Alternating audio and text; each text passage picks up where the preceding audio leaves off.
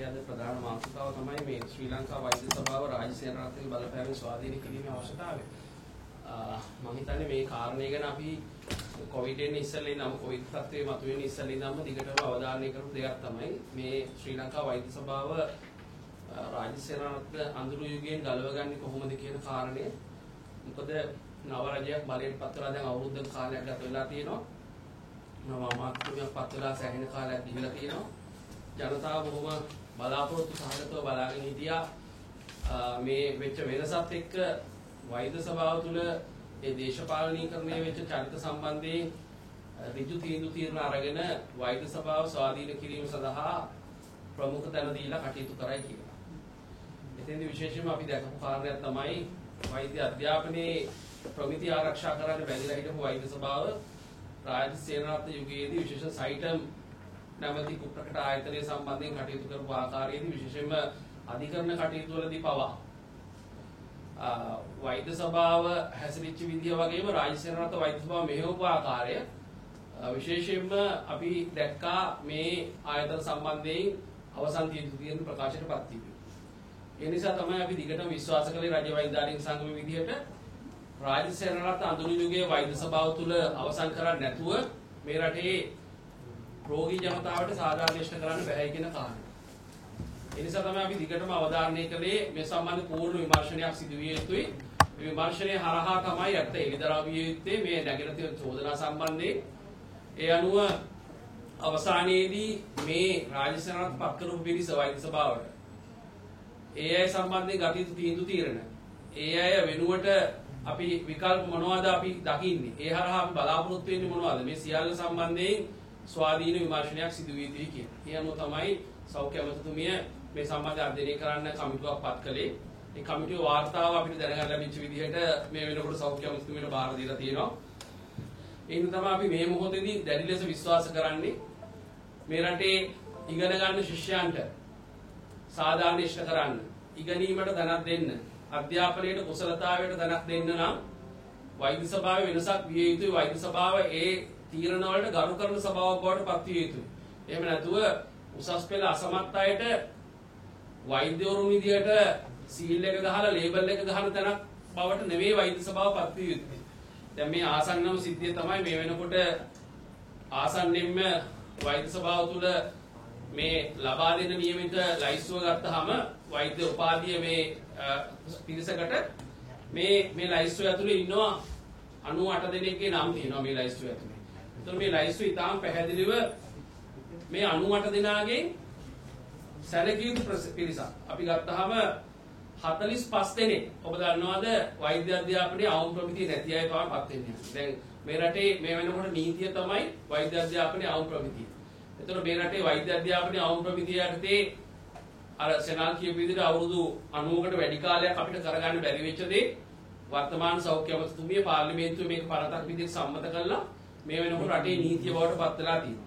එතකොට C2S1 අඩුම ගානේ C2S1 තියෙන්න ඕනේ. ඒ කියන්නේ ජීව විද්‍යාව, රසායන විද්‍යාව සහ භෞතික විද්‍යාව උසස් පෙළට කළා වැඩ C2S1. ඒ කියන්නේ C සාමාර්ථ දෙකක් හා S සාමාර්ථයක් අවම වශයෙන් තිබිය යුතුයි වෛද්‍යවරයෙක් බවට පත් වෙන්න.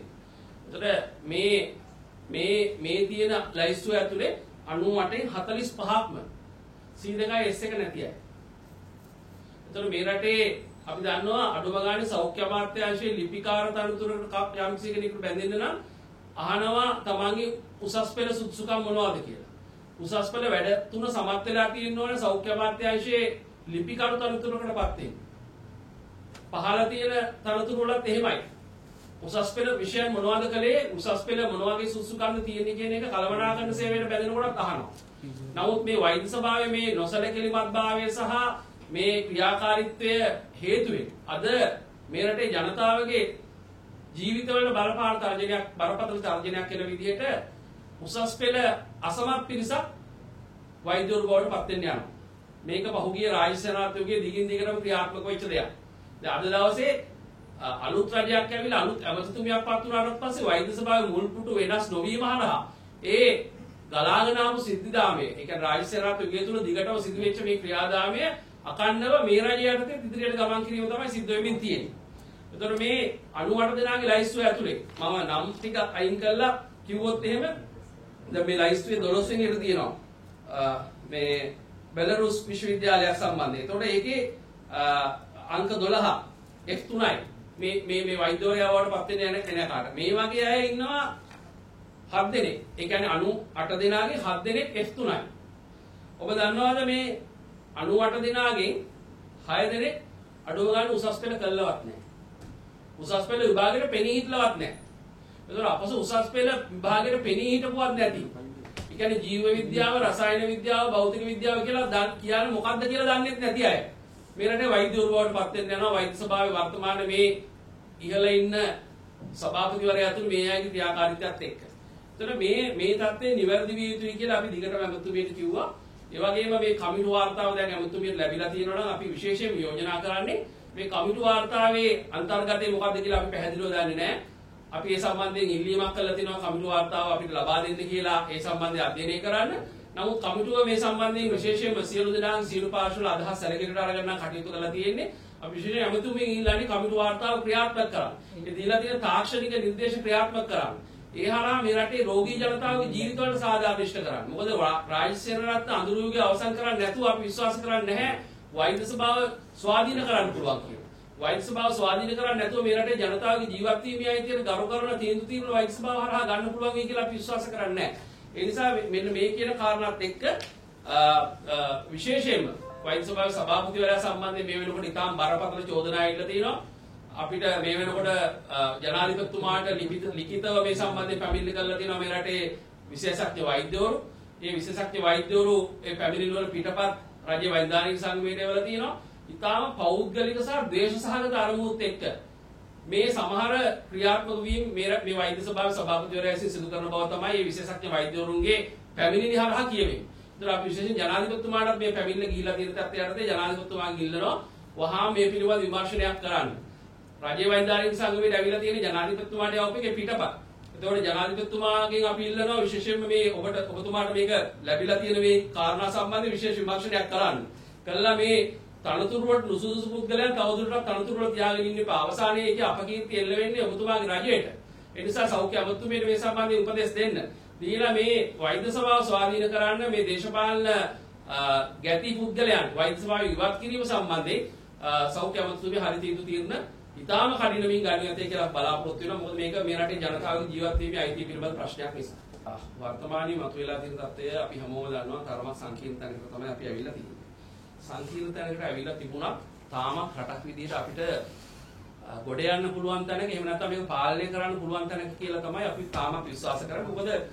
මොකද ඔබ හොඳින් අධ්‍යයනය කළොත් මේ සංඛ්‍යාත්මක දත්ත තාමත් අපිට රෝගීන් වාර්තා වෙන්නේ දිවයිනේ දිස්ත්‍රික්ක 10ක 12ක වගේ ප්‍රමාණයක. ඊයේ දවසේ පෙරේද දවසේ ගත්තත් දිස්ත්‍රික්ක 15කට ආසන්න ගානකින් රෝගීන් වාර්තා වෙන්නෙම නැහැ. අවදානම කොහෙද තියෙන්නේ කියලා බැලූ බැලමට අපිට පේනවා. නමුත් අපි දිගටම කියපු කාරණේ තමයි මේ අවදානම මේ බැලූ බැලමට පේන චිත්‍රයෙන් සෑහීමකටපත් වෙන්නේ නැතුව විද්‍යාත්මක ක්‍රමවේදයක් ඔස්සේ අවදානම තක්සේරු කරන්න. දැන් පාසල් විවෘත කිරීමේදී සිද්ධියේදී පවා සෞඛ්‍ය අමාත්‍යාංශය දුන්න නිර්දේශ මතනේ අධ්‍යාපන අමාත්‍යාංශය පාසල් විවෘත කළේ. එතෙන්දිත් අපිට පැහැදිලිවම කියන්න ඕන කාරණේ තමයි මීට වඩා සෞඛ්‍ය අමාත්‍යාංශය විද්‍යාත්මකව මේ தත්ත්වය විශ්ලේෂණය කළ යුතු තිබුණා අධ්‍යාපන අමාත්‍යාංශය නිර්දේශ ලබා දීමේ. මොකද දැන් අපි ගත්තාම ඔබට හොඳින් පැහැදිලි වෙනවා දැන් තියෙන චිත්‍රය ගත්තාම කිලිනොච්චිය හරි මුලතිව්ව හරි තියෙන අවදානමයි ගාල්ලේ එහෙම නැත්නම් නුවර තියෙන අවදානමයි අවදාන දෙකක් නේ. ඒතකොට මේ தත්ත්වය සෞඛ්‍ය අමාත්‍යාංශයේ වගකීම තමයි මේ තාක්ෂණික තීන්දුව තියෙන හරි විදිහට අනිකුත් බලධාරීන් වෙත සංනිවේදනය කිරීම. ඒකද විශේෂයෙන්ම අර අපි කලිනුත් කියපු විදිහට මේ සිතියන්ගත කිරීම. දැන් මේ සිතියමක් තියෙනවා. මේ සිතියම හොඳයි මේක නරක නැහැ. නමුත් මේ සිතියමෙන් අපිට අර විද්‍යාත්මක තීන්දුව తీරන ගන්න තියෙන අවස්ථාව ඉතාම අඩුයි. දැන් මේ සිතියම ඔබ ගත්තොත් මේ සිතියම් තුනක් තියෙනවා මෙතන. දැනට මේ කොවිඩ් කාර්යසාධක බලකාය වගේම ක්‍රියාත්මක කරන මේ සිතියම් මෙතන මේ දක්වා වාර්තා වෙලා තියෙන රෝගීන් තමයි මේ සිතියමෙන් පෙන්නන්නේ. ඒකට මේ සමස්තයක් විදිහට ඒ දිස්ත්‍රික්ක විදිහට වාර්තා වෙනවා. දැන් මේකේ ඔබ දකිනවා කොළඹ ඉතාම තද පාටින් පේනවා වාර්තා වෙලා තියෙන සමස්ත රෝගීන් ගාන 7280ක් ඊයේ වෙනකොට. ඊගාවට ගම්පහ 5620යි. ඒතකොට ඒ අනුව මේ දක්වා සමස්තයක් විදිහට වාර්තා වෙලා තියෙන රෝගීන් ටික තමයි මේ තියෙන්නේ. ඒතකොට ඊළඟ සිතියමෙන් පෙන්නනවා මේ සිතියම් වල තියෙන ගැටලු මම මේ පෙන්නන්නේ මේ නොවැම්බර් 1 වෙනිදා ඉඳන් නොවැම්බර් 25 වෙනිදා දක්වා චිත්‍රය.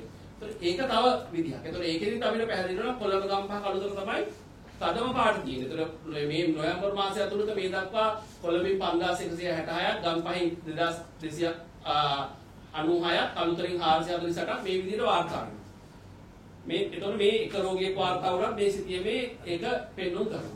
ඊළඟ සිතියමෙන් ඔබට පෙන්වුම් කරනවා මේ නොවැම්බර් 22 වෙනිදා ඉඳන් මේ දක්වා කියන්නේ දවස් 3 ඇතුළත රෝගීන් ආපු විදිය. දැන් මේ සිතියම අර බැලුමට චිත්‍රය පැහැදිලි කරගන්න හොඳ සිතියමක්. ඒතකොට දැන් ඔබට පැහැදිලි වෙනවා මේ කොළපාට කලාප ගොඩාක් මේ ලංකාව පුරා තියෙනවා. ඒක කොළපාට කලාප කියන්නේ zero cases. ඒ කියන්නේ මේ පහුගිය දවස් 3-4 ඇතුළත එක ලෙඩෙක්වත් වාර්තා වෙච්ච නැති ප්‍රදේශ තමයි මේ කොළපාට. ඒක ලංකාවේ අති බහුතරයක් ප්‍රදේශ කොළපාට. මේකෙන් අදහස් කරන්නේ අවදානම නැහැ කියලා. මම මේ සිතියමේ තියෙන අඩුපාඩුත් එක්ක මම මේ පෙන්නන්නේ. මේ කොළපාට කලාප විදියට පේන්නේ ලංකාවේ රෝගීන් වාර්තා වෙලා නැති ප්‍රදේශ. මේ පහුගිය දවස් 4-5 ඇතුළත. ඒතකොට ඒ හින්දා තමයි මම කිව්වා අපි එක්තරා විදියකට වාසනාවන්තයි රෝගීන් මේ විශාල විශ්චි වාර්තා වුණත් තාමත් අපේ මේ රෝගීන් වාර්තා වෙන ප්‍රදේශ සම්බන්ධයෙන් හරි තීන්දුව ගත්තොත් එහෙම අපිට තාමත් රට පුරා මේක ව්‍යාප්ත වෙන තත්ත්වයක අදිවාසීන් තත්ත්වයෙන් ව්‍යාප්තිය වළක්ව ගන්න පුළුවන් මට්ටමේ තමයි තාමත් අපි ඉන්නේ.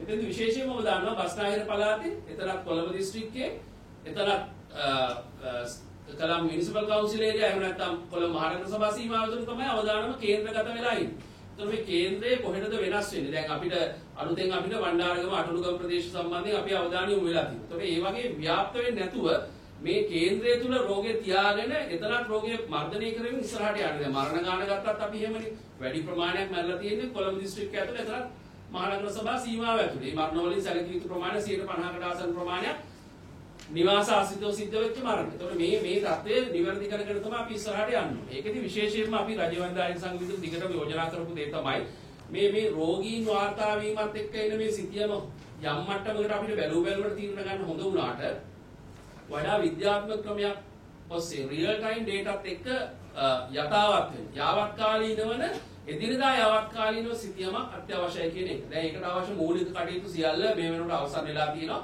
බලාපොරොත්තු වෙනවා මේ සතිය අන්තය වෙනකොට ඒ සිතියම රටට ඉදිරිපත් කරන්න පුළුවන් මේ කියලා. ඒ සම්බන්ධයෙන් මේකට විශේෂ මැදිහත් උනේ අලුතෙන් පත් වෙච්ච සෞඛ්‍ය අධ්‍යක්ෂක ජනරාල්තුමා.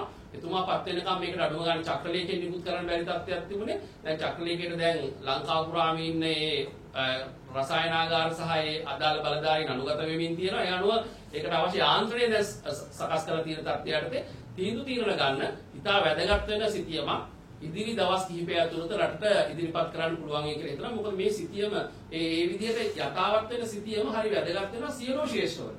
දැන් උදාහරණ විදිහට පාසල් විවෘත කිරීමේදී අපි හිතමු නුවර දිස්ත්‍රික්කයේ එක්තරා අපුරණ ප්‍රාදේශීය ලේකම් කොට්ටාසේ තියෙන අවදානම මොකක්ද කියලා බැලුවට අපිට මේ සිතියම හරහා ඕනම අර මෙඩිකල් දැනුමක් නැති කෙනෙකුට පවා කියන්න පුළුවන් විදිහට තමයි රියල් ටයිම් ඩේටාත් එක්ක මේ සිතියම යාවත්කාලීන වෙන්නේ නියමිත වෙන්නේ. ඒතකොට ඒක එක පැත්තක්. ඒක හොඳයි.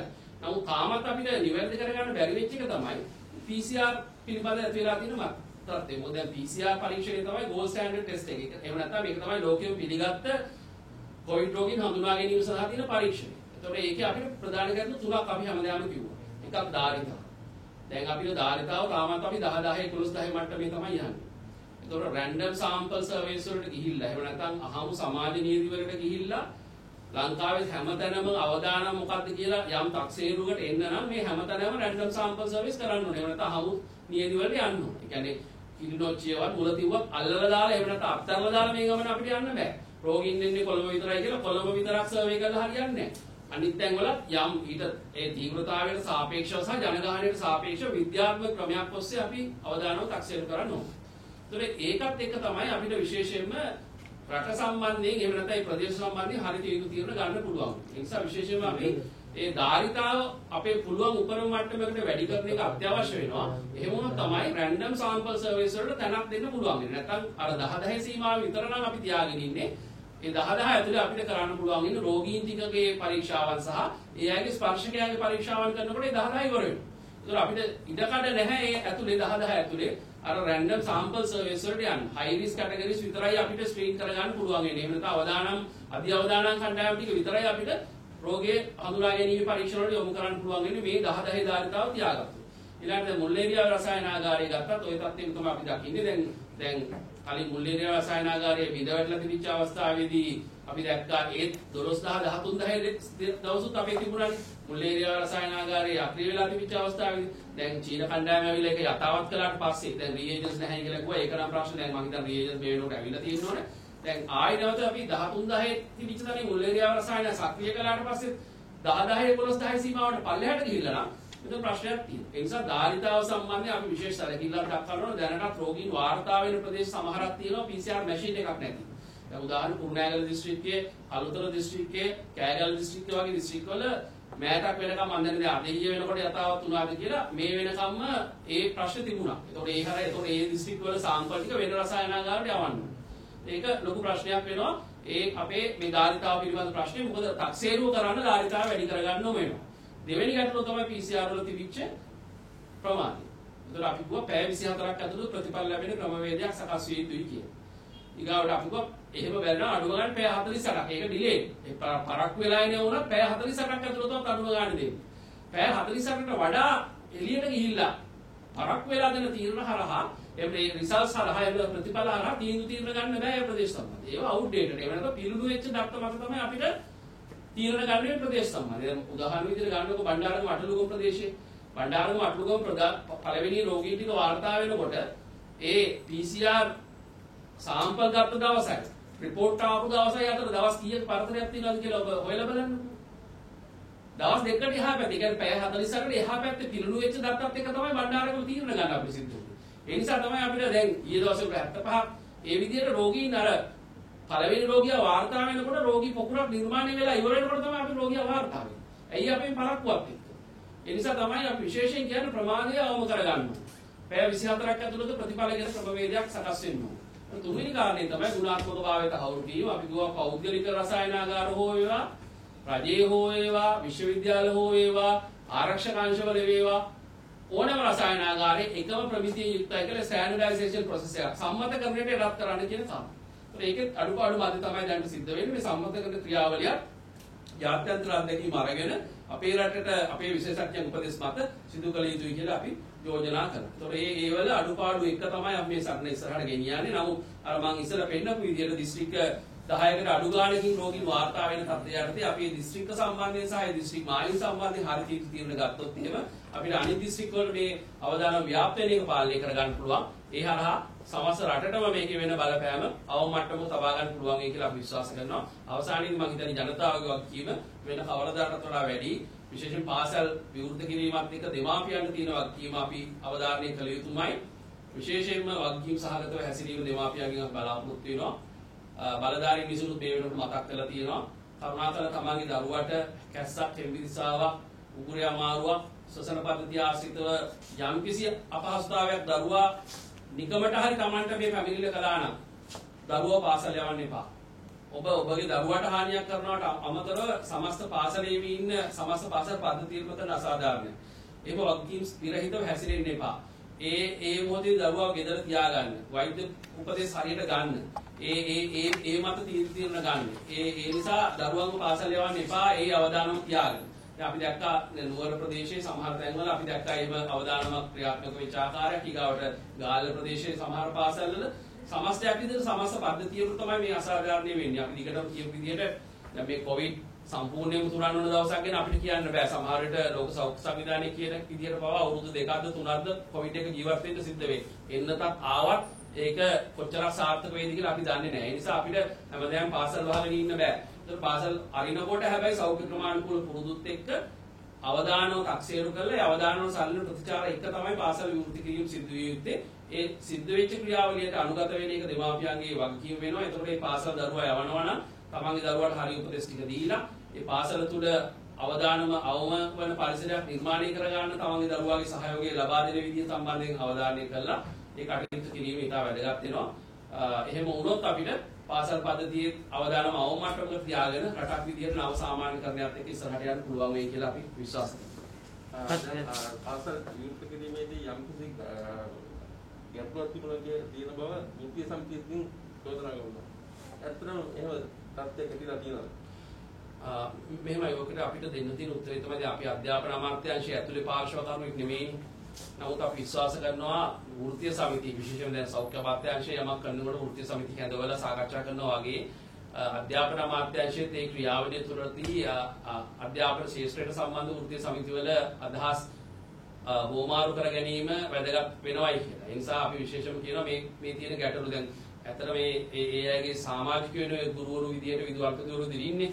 ඒතර ඒ සමිති සියල්ල එකතු කරලා හෝ සමිති හරහා සාකච්ඡාව නිර්මාණය වීම වැදගත් කියලා අපි කියනවා. අවසානයේදී හැබැයි අපිට කියන්න තියෙන දේ තමයි මේ සියල්ල අධ්‍යාපන අමාත්‍යාංශයත් කරන්නේ සෞඛ්‍ය මාර්ගෝපදේශ සැලකිල්ලට අරගෙන. ඒ නිසා සෞඛ්‍ය මාර්ගෝපදේශ ක්‍රියාත්මක කිරීමේ යාන්ත්‍රණය සකස් කරන්න තමයි මේ හැමෝගෙම අදහස් අධ්‍යාපන අමාත්‍යාංශය තුළ ගන්න ඕන කියලා අපි විශ්වාස කරන්නේ. ඒ ක්‍රියාවලිය සාර්ථක වුණොත් මම හිතන්නේ මේ යම් අඩුපාඩු අපි දකිනවා. නමුත් ඒ අඩුපාඩු මැද්දේ උනත් එළබෙන සත්‍ය වෙනකොට අපිට මේ පාසල් පද්ධතියේ තියෙන ගැටලු සමහරක් විසඳගෙන ඉස්සරහට යන්න පුළුවන් කියලා අපි විශ්වාස කරනවා.